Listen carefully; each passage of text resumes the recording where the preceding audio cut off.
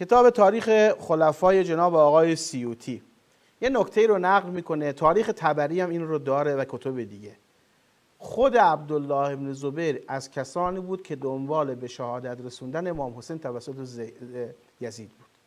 آقای عبدالله ابن زبیر به دنبال رسیدن به خلافت بعد معاویه بود و 2 تا رقیب برای خودش احساس میکرد.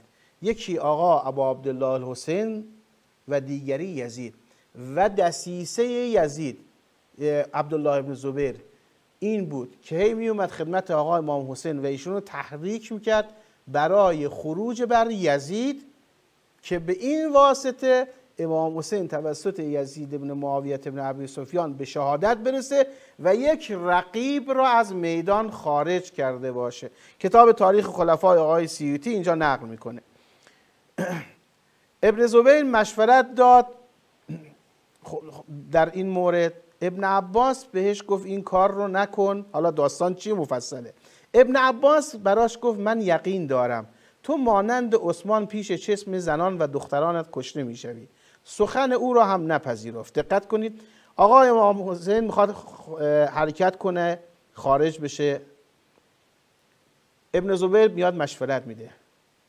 ابن عباس میاد به امام حسین میگه این کار رو نکن، من یقین دارم که تو رو خواهند کشت.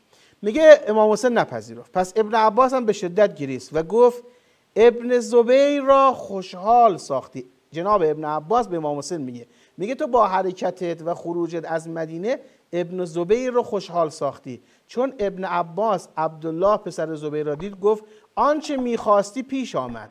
حسین از اینجا میرود و حجاز را به تو واگذار میکند. و در ادامه شعری رو خوند.